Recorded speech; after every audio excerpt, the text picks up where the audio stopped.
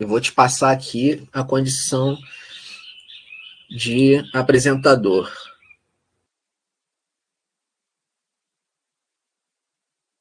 Pronto. Consegui abrir a câmera aí, por favor. Eu nunca... Deixa eu abrir a câmera. Eu nunca passei. Me ensina como que é, Daniel. Olha se Embaixo, você... na parte inferior, tem slide 1, é aqui. Isso aí. Aí você vai gerenciando por aí. Entendi. Tem que clicar mesmo. Beleza. Então, beleza, Gabriel. Vou te dar mais ou menos uma meia hora também. Quando chegar esse período, eu abro a câmera aqui para... Não para te cortar, mas para você ver que já tem mais ou menos esse tempo, tá? Então, vai lá. Não, beleza, obrigado. Primeiro, dar uma boa tarde a todos, aos colegas de curso, de graduação, à mesa, aos coordenadores também. Estou conhecendo o Heráclito agora, já tinha ouvido falar dele, mas nunca tinha ouvido, de fato, no mesmo ambiente. Saudar a Eli também, eu vejo que a Eli está na sala. A Eli é uma artista daqui de Rondônia, amiga, que tem produzido o projeto comigo. E eu diria, Zé, se quiser, ao longo da apresentação, se tu quiser intervir, fazer alguma objeção, enfim, fica à vontade. Como o Daniel disse, é uma troca mesmo, é uma conversa. Mas antes de começar a falar sobre o Muluca, eu queria também me manifestar com relação ao que está rolando hoje no nosso cenário político. Eu acho que são nesses lugares que a gente tem que se manifestar também, sobretudo nesses lugares que ainda, eu espero que continuem sendo, né, ainda são democráticos e de livre expressão. Então, eu queria dizer que esse projeto que vai ser votado hoje, né, essa PEC que vai ser votada hoje, essa 206/19, é um grande retrocesso para o nosso cenário da educação brasileira e avançar com essa estrutura é retirar o conhecimento das famílias mais pobres que a gente tem no Brasil, ainda mais. Então, a gente tem que lutar, a gente deve lutar contra isso, certo? Porque senão as universidades públicas se tornarão ainda mais ilhas particulares dessa burguesia que tenta, desde um governo que só busca andar para trás, um governo que a todo momento, desde o seu primeiro dia, tenta destituir e desconfigurar e privatizar as universidades públicas no Brasil. Então, eu acho que a gente tem que, novamente reforçando, né, nos colocarmos, nos posicionarmos, e a universidade deve ser pública, continuar sendo pública, para a gente manter todo um processo de popularização do ensino brasileiro. Mas, dito isso, vamos para o que nos interessa também. Queria dizer que o Muluca, né, o projeto Mundo Lugar Casa, é um projeto que está acontecendo ainda em Porto Velho e tem ocupado outros lugares, outros territórios no Brasil, e é financiado por um edital de Pernambuco que se chama Prêmio Museu é Mundo. Esse projeto começou ano passado, em torno de novembro, dezembro, e tem se apresentado na cidade, eu diria de forma híbrida, né, não só na web, não só na internet, mas também em algumas ações que eu vou compartilhar um pouco com vocês hoje. e que pretende também, que tem no seu escopo, né, continuar a se executar a partir de outras ações que extrapolam o universo do que a gente estava imaginando com o Mulucca. O universo inicial, digamos assim, né, dos seus produtos iniciais que a gente pretendia entregar e investigar. Então, assim, sintetizando, né, o que é o Mulucca, né, para nós? O Mulucca é um agente que busca tensionar mundos, lugares e casas, migrantes e imigrantes, né, dentro do território brasileiro, ligado ao conceito de ativação coletiva. E a ativação coletiva, quando eu coloco, é muito ligado a um cara que eu gosto muito, que é o Ricardo Basbal, que eu vou citar ele um pouco mais para frente também, mas que desde a minha trajetória do curso de artes me interessa bastante o comportamento e as experiências e a forma que o Basbal se coloca no mundo, né?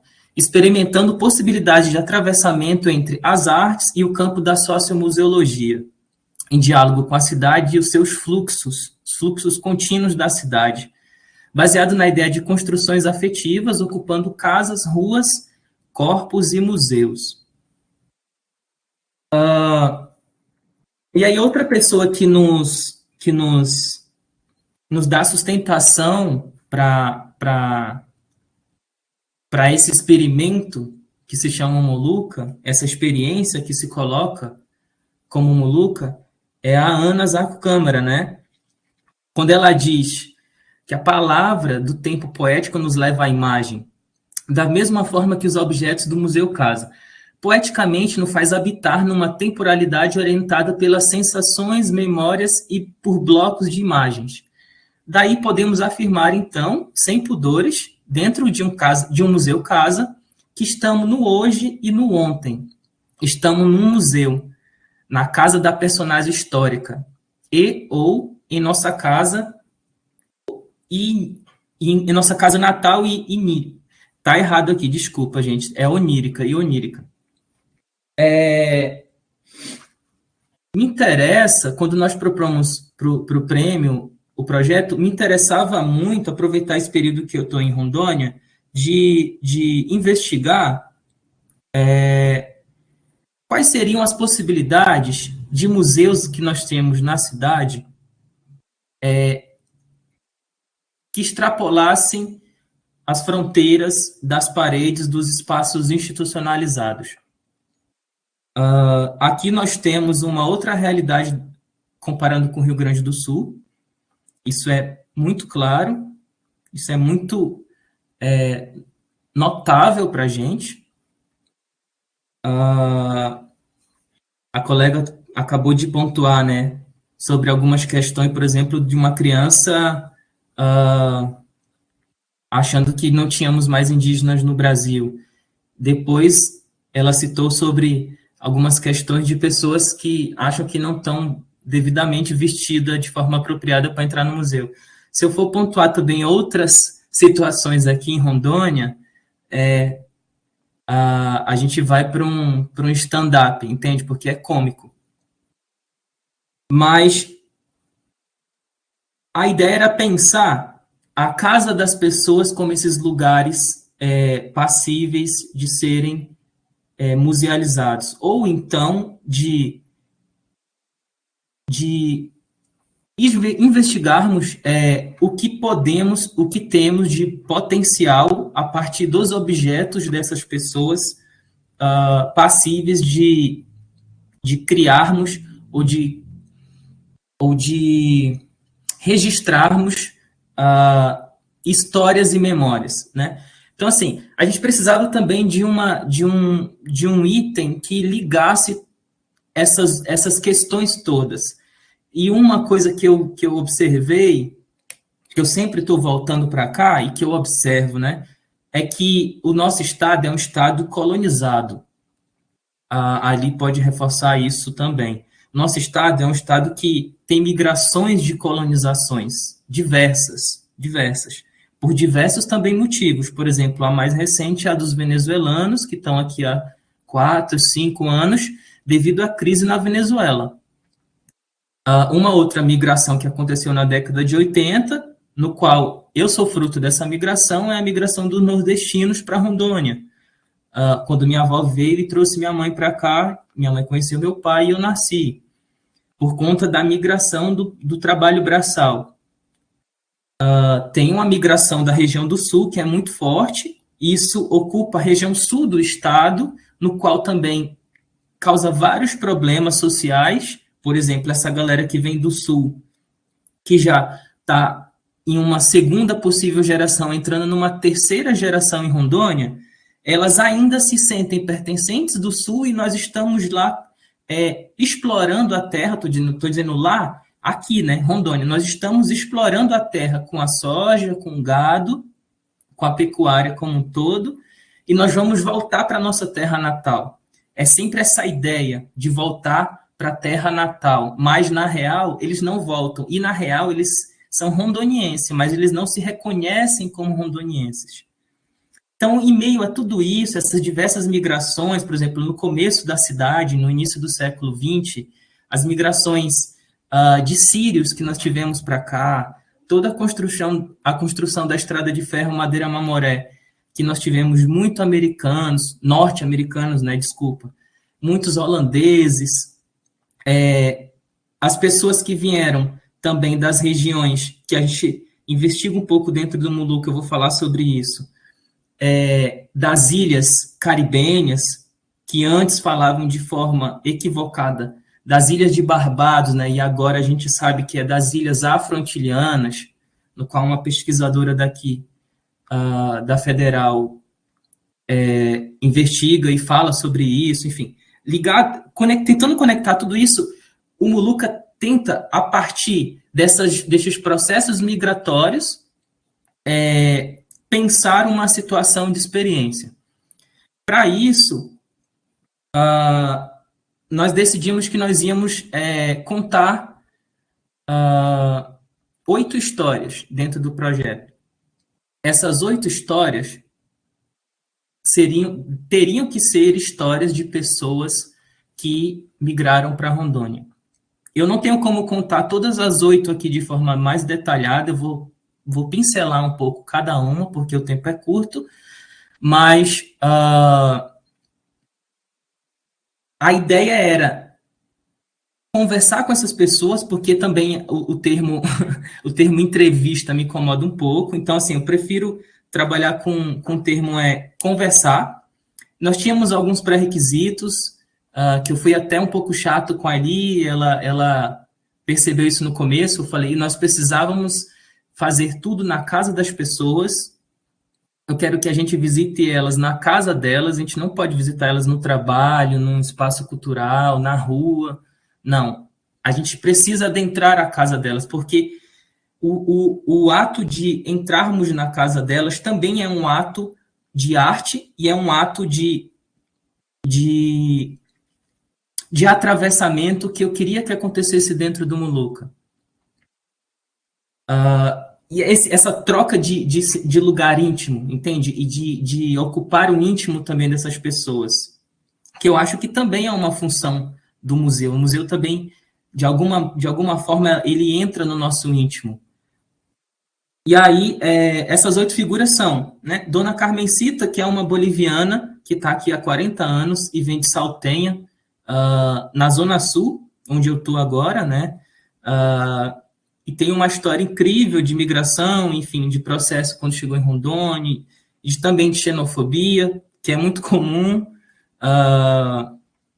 O Samuel Dovilos, que é um haitiano foda, que está voltando para o Canadá, está indo para o Canadá agora, mas ele está aqui há 11 anos. Samuel fala 4 línguas, o crioulo, o francês, crioulo nativo, né, o francês, 5, o português, o espanhol e o inglês. Samuel fala 5 línguas, e é professor de línguas aqui, trabalhava também vendendo comida na Universidade Federal de Rondônia, teve um restaurante, e é uma figura muito querida dentro do universo dos migrantes, não só haitianos, mas também dentro da academia, porque é um cara que fortaleceu muito com informações e ajudou muitos outros haitianos quando chegaram. A Cleide, a gente pode dizer que é a única mulher, a única pessoa dessas 8 figuras entrevistadas, né, que nós fizemos as conversas, desculpa, que não é migrante de fato, mas ela é descendente dos imigrantes. A Cleide faz parte da 4ª geração dos afro-antilianos que estão aqui em Porto Velho, que são várias famílias. A Cleide, por exemplo, é da família Blackman, mas a gente tem as famílias Shocknes, as famílias Johnson, e tem diversas outras famílias que chegaram para trabalhar,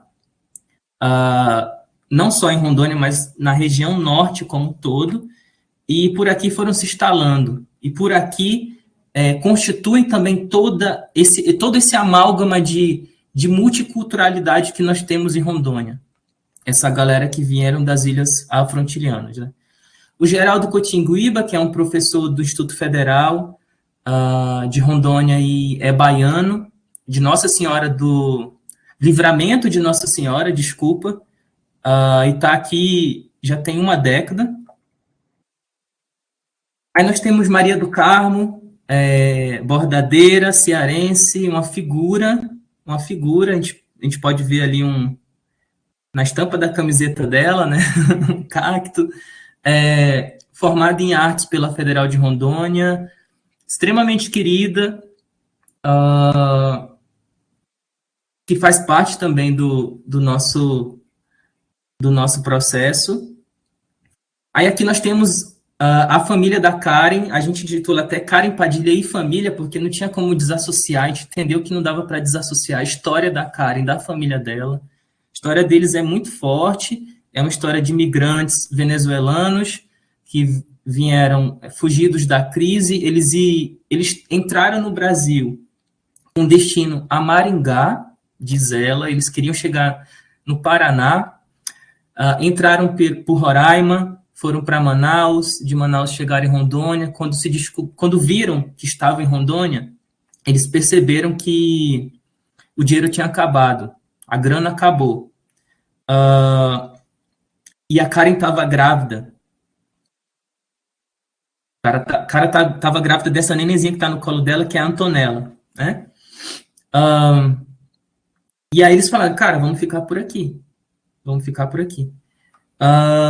Foram ficando, conseguiram uma senhora, ela diz que uma senhora acolheu ela estava na rodoviária sem abrigo, uma senhora acolheu eles, e no dia seguinte, o esposo dela, que é o Facum, né, o Fabi, ele conseguiu um emprego e eles começaram a se estabilizar na cidade. Hoje a Karen conseguiu transferir o curso dela de biblioteconomia de Caracas, né, lá da Venezuela, para a Federal de Rondônia, trabalha numa biblioteca, está graduando, e trabalha também numa biblioteca do Estado, Flodaldo Ponte Pinto, e estão conseguindo manter uma vida digna aqui no Brasil.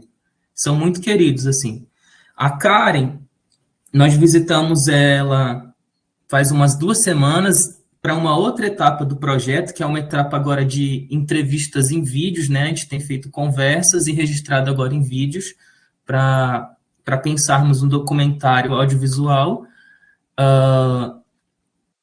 E aí nós, enfim, passamos a tarde com a Karen, comemos arepa, ela falou que estava voltando para a Venezuela para visitar o pai dela, que estava com alguns problemas de saúde. Essa hora ela está na Venezuela, está lá com a família dela, e é uma pessoa que surgiu para a gente assim e que tem construído uma relação muito, muito afetiva, que também faz parte de todo o desejo do Muluca desde o início, né? De não nos colocarmos como essas figuras, pensando em figuras do projeto, essas figuras que absorvem e somem. Eu nunca gostei de trabalhar dessa maneira. Então, se foi uma coisa que eu disse para ele desde o início, se nós conseguirmos, e nós temos que conseguir manter relações afetivas com essas pessoas, é a melhor forma de nos relacionarmos com elas. Então, a tentativa desde o início é essa, não só de aparecer e sumir, mas é aparecer e se amalgamar, é aparecer e se como é que eu poderia dizer? Se entrelaçar com essas pessoas, se confundir com elas, né? Como se reconhecer na história delas. Acho que é a grande questão. Isso também faz parte muito de um conceito da museologia, né? O Cleidson é uma figura que é um indígena de Rondônia, mas veio da floresta, então a gente considera o Cleidson também como um migrante, até porque ele diz, quando a gente tem a conversa, isso está registrado, ele vem de uma região rural para morar na capital, e ele vem sem saber falar português, ele vem para estudar. E aí ele diz que o mais difícil também foi os processos de xenofobia contra o seu povo, contra a sua figura, e também o fato de se desterritorializar linguisticamente falando, né? Porque ele teve que deixar de falar a língua própria para aprender o português, e isso ele não queria. Então, ele teve que aprender o português de modo forçado. Então, assim, olha como nós, ainda brancos, colonizamos todo um processo linguístico que, para ele, é muito forte, e para nós está tudo bem, entende? A academia brasileira, né, é português e não vamos discutir isso. E olha como isso afeta uma galera. Por que a gente não pensa também de forma inversa? Por que a gente não pode pensar também de forma inversa? Por que a gente não tem, às vezes, nos nossos cursos de humanos, por exemplo, língua indígena, por exemplo, sabe? Então, isso é uma outra questão, assim. Então, para eles, para o Cleidson, nós consideramos ser um migrante nesse sentido, sabe? Sem contar, claro, também que o povo caritiano, assim como outros povos de Rondônia, aproveitam a situação para fazer uma aspas, né? Os caripuna, os mura, são povos que estão lutando pelos seus processos também de reconhecimento, não só de território, mas culturais e ancestrais, porque são povos completamente dizimados aqui em torno da bacia do Rio Madeira. E a Seone, que é uma pessoa que eu também já conhecia, fizemos artes juntos. A Seone é uma multiartista, uma gravurista, que veio do interior de Goiás para cá.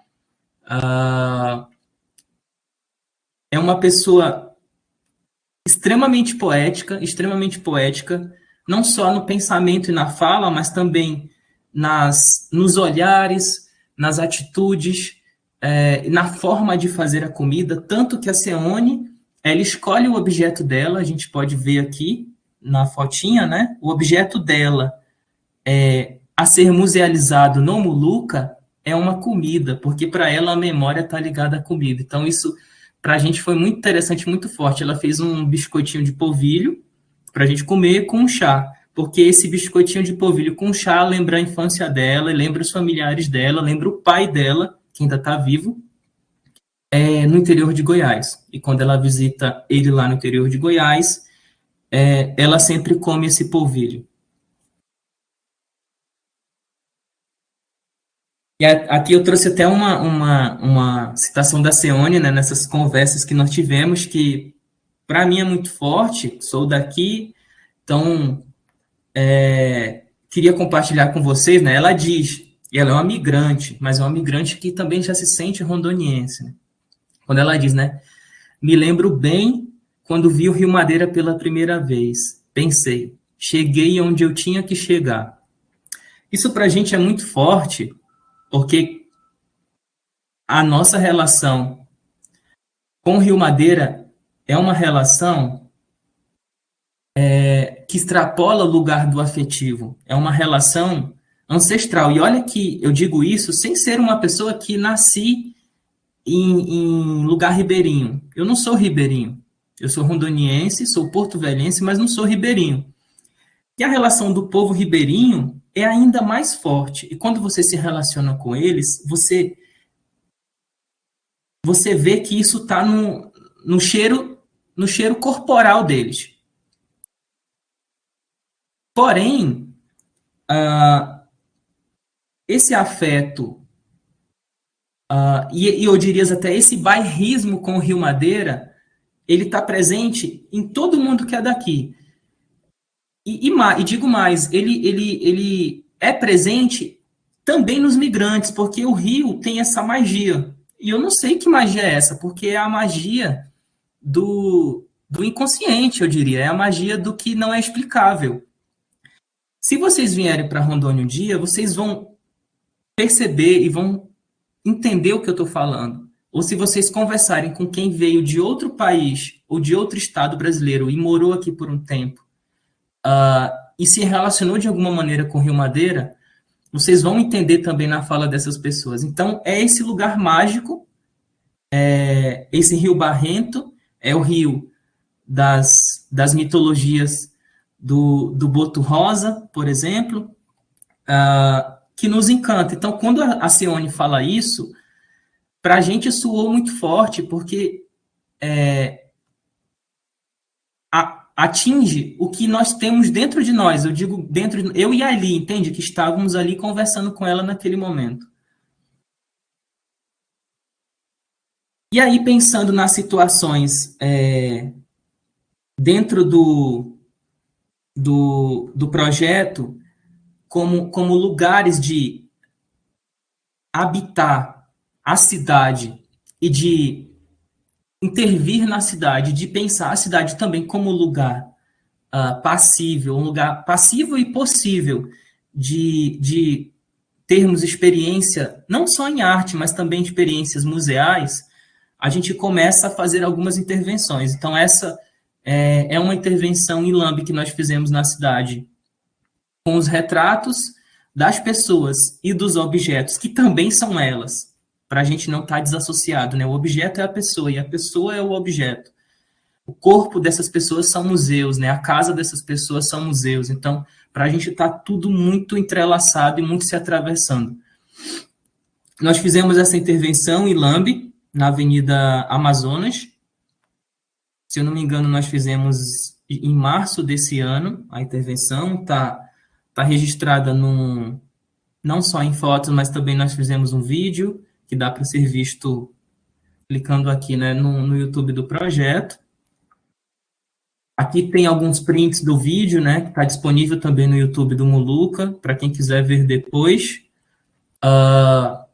Que é um vídeo que mostra o corpo delas na frente da casa delas, né? Eu queria muito ter esse registro audiovisual da fachada da casa. Não só os retratos fotográficos, mas também as imagens em vídeo. E aí nós fizemos esse trabalho que a gente chama de vídeo-retrato, né? São retratos também em movimento.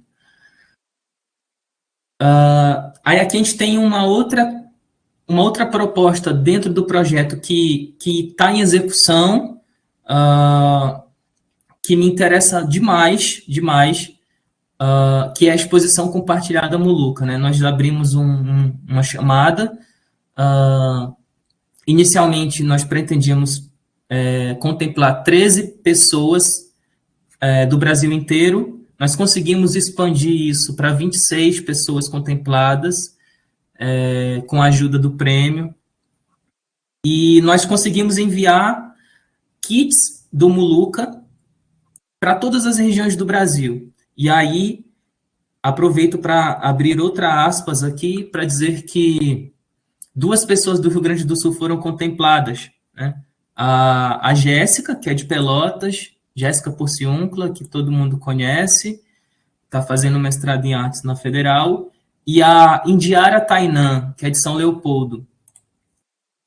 A exposição compartilhada Muluca pretende o quê? Que a casa das pessoas sejam também ocupadas por uma experiência em arte e sociomuseal, e que elas nos deem uma devolutiva de como foi essa experiência, a partir do kit que elas receberam. A gente está com o formulário aberto, esse formulário encerra agora dia 29, as pessoas vão anexar imagens de registro dessa exposição, um vídeo, que é um vídeo aberto, elas podem fazer o vídeo como elas quiserem, pode ser uma fala, pode ser um vídeo experimental, pode ser um registro em detalhe, enfim, é livre. E um pequeno texto também, de um parágrafo, nos contando como que foi, né? Onde que elas fizeram, quem que ajudou, o que aconteceu na hora, como que elas interviram, enfim, porque ao longo do processo, dessas pessoas que foram selecionadas, nós vimos também que, e para mim isso é extremamente potente e maravilhoso, que as pessoas começaram a se interessar em intervir nas imagens e vieram perguntar para a gente se a gente podia intervir, costurar, recortar, xerocar. Eu falei, cara, sintam-se à vontade, sintam-se livres. Eu acho que isso está dentro do escopo da própria exposição compartilhada. Esses possíveis desdobramentos infinitos, esses desdobramentos que não têm barreiras. Então, a gente não sabe o que iremos receber ainda, nós recebemos duas respostas até o momento, mas algumas surpresas a gente sabe que tem pessoas preparando, né? Enfim, a gente tá em contato com essas pessoas, com todas elas, e isso nos instigou muito, assim, tem nos provocado enfim, tem me deixado muito curioso, por exemplo, sabe? O que a gente vai receber? Aqui a gente tem duas imagens, que uma é o kit da Giovânia, que ela recebeu lá em Olinda, que é uma mulher também que abre a casa dela para as artistas de Olinda trabalharem como ateliê, né? Enfim, também tem uma situação museal na própria casa dela, ela tem uma compreensão disso, então é muito legal conhecer novos artistas e novos agentes culturais do Brasil inteiro, a partir do Muluca. E a imagem do lado direito, a exposição já que aconteceu na casa do Carlos Reis, que é um produtor cultural de Paraná, aqui de Rondônia, no qual ele pediu a ajuda de uma artista visual de lá, que se chama Luhan, e aí eles já enviaram material para a gente. E para me caminhar para o final, sobre o Bas Baum, que eu falei no começo para vocês, que também alicerça um pouco toda essa experiência conspiratória, se é assim que eu posso dizer, do Muluca, né? E é um autor que eu gosto muito, um artista pesquisador que eu gosto muito. O Bas Baum diz, no livro Manual do Artista e etc. Abre aspas, né? Ele diz, de nada adianta se pensar nos museus do século XXI a partir de qualquer exercício de futurologia.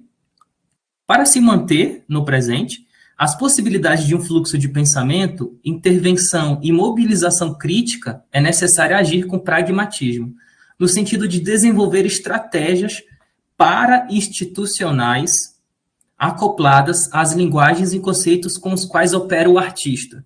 Ou seja, tanto aceitar as ofertas de ocupar o espaço institucional, procurando compreender as sutilezas de sua atual estruturação e mobilizando ferramentas de linguagem que possam oferecer algum grau de resistência, atentando de modo agudo às especificidades discursivas, quanto prosseguir na invenção de outros formatos de agenciamento, que hoje, em uma de suas frentes, se apresentam como centros de pesquisa autônomos e espaços independentes geridos por artistas.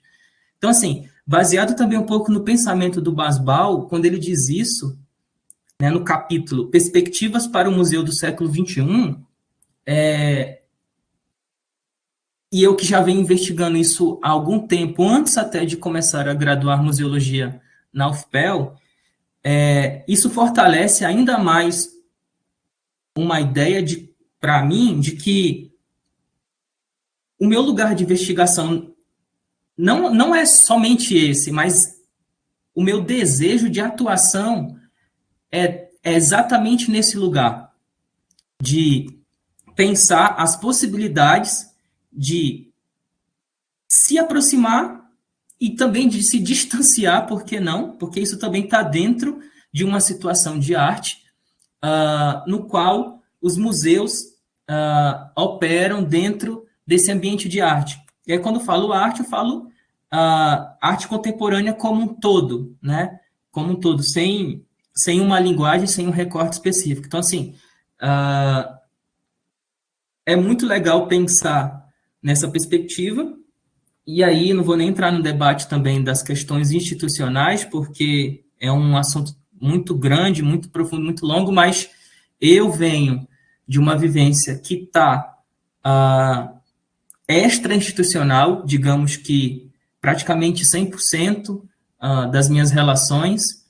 Então, quando eu começo a pensar museologia a partir da graduação na UFPEL, né, quando eu entrei no curso em 19, eu imagino, cara, existem diversas outras possibilidades, eu já vi algumas coisas em São Paulo, eu nunca vi nada acontecendo em Rondônia nesse sentido, então quando eu tiver uma oportunidade de fazer algo, de pensar algo em Rondônia, eu farei. Então acho que o Muluca também é um pouco desse lugar, né? Nós temos ainda uma experiência museal aqui muito tímida, né? A reitora da Federal, ela é museóloga, ela fortalece muito esse discurso, não só do sensível, não só da fruição, não somente da conservação e preservação, mas também do discurso social, sobretudo social. Né? Marcele trouxe o Mário Chagas para cá e apresentou uma comunidade ribeirinha, por exemplo, que se chama Nazaré, e disse que a comunidade, e de fato a comunidade é um museu a céu aberto. E se vocês visitam a comunidade de Nazaré, que é uma comunidade ribeirinha, de fato, Nazaré é um grande museu a céu aberto. Então, é um pouco disso tudo junto que a gente tenta investigar no Muluca. Né? Aqui tem o QR Code, se alguém quiser fazer leitura para acessar o Instagram do projeto, mas todas as redes é o mesmo nome, né? Mundo Lugar Casa. Então, a gente está no YouTube como Mundo Lugar Casa, a gente está no Instagram, o nosso e-mail é mundolugarcasa@gmail.com, enfim. E estamos à disposição para conversar e para dialogar e pensar diversas outras possibilidades que a gente sabe que existem e que estão abertas. Só para finalizar, o que a gente ainda tem de processos acontecendo para além da exposição compartilhada é a produção do catálogo, que nós distribuiremos 100 unidades de catálogo nas escolas, para as pessoas que participaram e compartilharam o projeto com a gente, e nas universidades de Rondônia.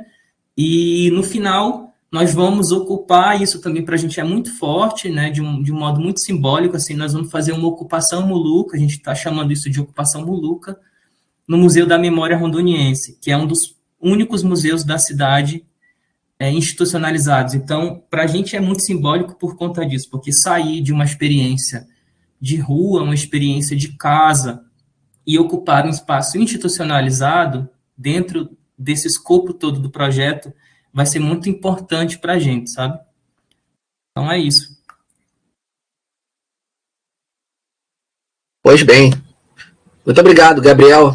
Outra experiência sensacional também de museu que realmente a gente pode considerar dentro dos parâmetros de uma museologia, né, social, uma museologia diversa, enfim. Então, estamos todos, sem dúvida nenhuma, agradecidos pela apresentação, né, e pela oportunidade de debater um pouco sobre esse projeto, Gabriel. Então, obrigado. Valeu. Eu vou passar... Valeu.